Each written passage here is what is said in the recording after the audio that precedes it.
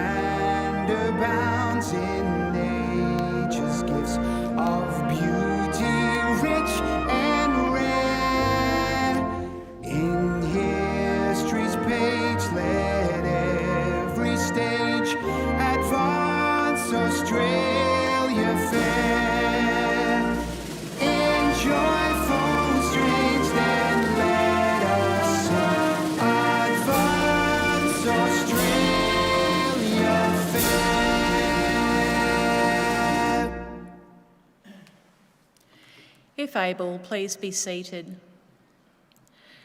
The Australian War Memorial was the vision of Charles Bean, Australia's First World War official historian. Bean landed with the Australian troops on Gallipoli and stayed with them at the front through to the end of the war. The idea of this national memorial and museum came to him at Pozières, France, in the depths of the bloody fighting of 1916. Bean's idea was that this would be a place where family and friends could mourn loved ones buried in faraway places. It would also be a place that could help all Australians understand what these men and women had endured and what they had done for us. Bean's vision, to which we remain true, is best expressed as inscribed in the entrance to the memorial's galleries.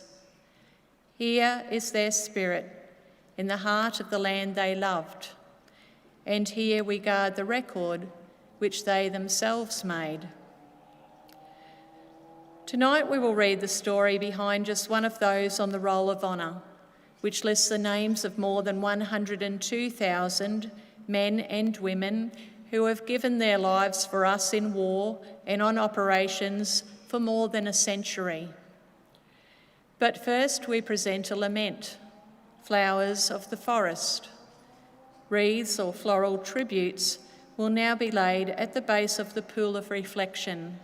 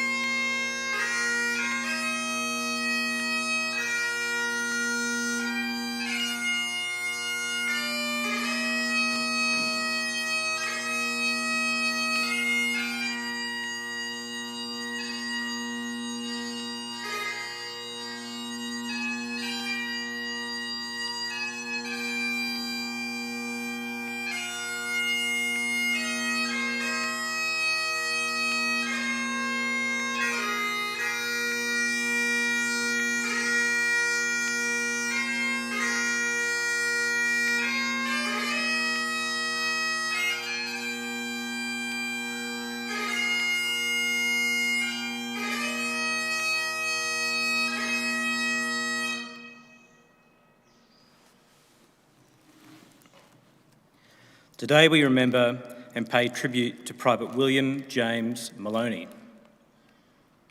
William Moloney was born in 1886 in Newcastle, New South Wales, one of 9 children born to Matthew and Ellen Moloney. The Moloney family later relocated to Victoria, settling in South Gippsland.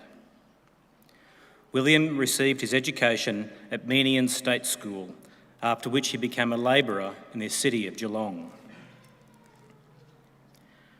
William Moloney enlisted in the Australian Imperial Force on the 14th of April 1917. He was assigned to the 12th Reinforcements of the 10th Machine Gun Company and began a short period of training in Australia. In late October, he embarked for active service from Melbourne aboard the troopship Aeneas. Private Moloney reached England on the 27th of December 1917. He was transferred to the 21st Battalion and continued training. In April 1918, he embarked for the Western Front, joining his unit in the Somme Valley, just outside the French town of Albert. Moloney spent the first 2 months of active service working short periods in support trenches with stints in the front lines. His comrade, Corporal Lawrence Polinelli, described the dangers of enemy raids on Allied lines, saying, "The Germans here have been trying a lot of raids on our positions of late, but they have generally been beaten before they reached our lines. The idea of these raids is to try and find out the strength of the enemy at certain points. If we have much more fighting, I am afraid we'll be short of men, as the enlisting doesn't seem to be very brisk back in Australia lately. It will be a happy day for all when it comes to an end." In June 1918, Moloney's unit moved forward and south to the town of Ville-de-Souancq, where they were serving in the front lines.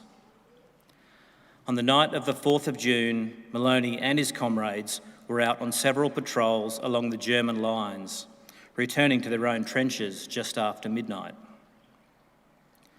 2 hours later, the enemy raided the battalion's trenches and a short struggle ensued.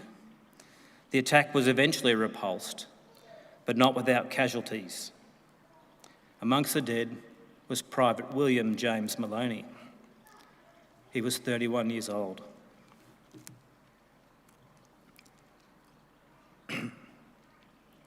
News of his death reached his family in Australia, who posted a notice in memory of their son and brother in the local newspaper. "'Tis sweet to be remembered, and this our love will show.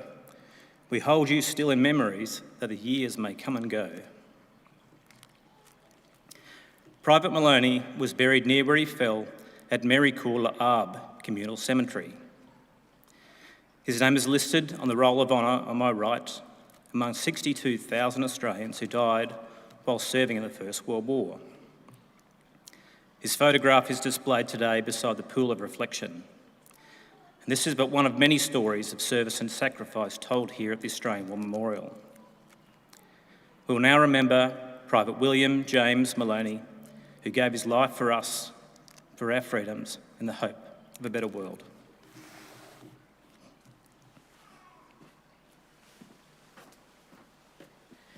Please stand for the reading of the Ode and the sounding of the last post.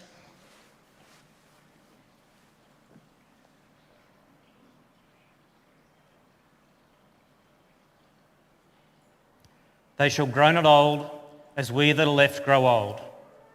Age shall not weary them, nor the years condemn.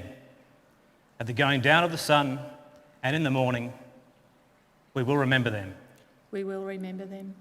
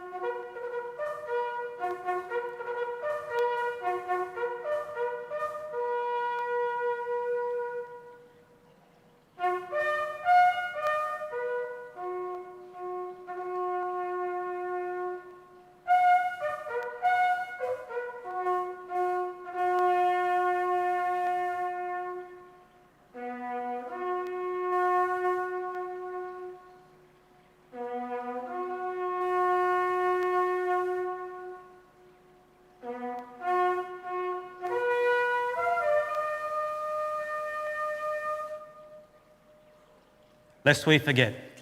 Lest we forget.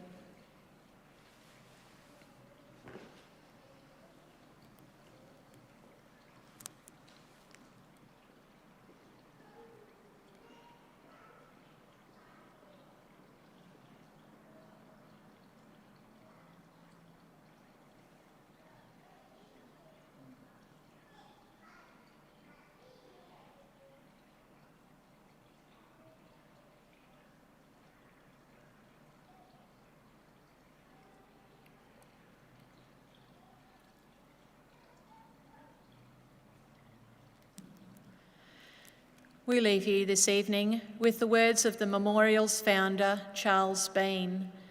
Many a man lying out there at Poziere or in the low scrub at Gallipoli, with his poor, tired senses barely working through the fever of his brain, has thought in his last moments, well, it's over. But in Australia, they will be proud of this. Ladies and gentlemen, girls and boys, that concludes the last post ceremony.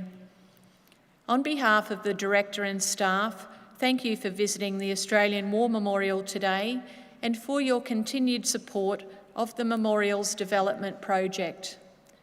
We appreciate your visit, despite the challenges posed by COVID, and wish you all a very pleasant evening. Thank you.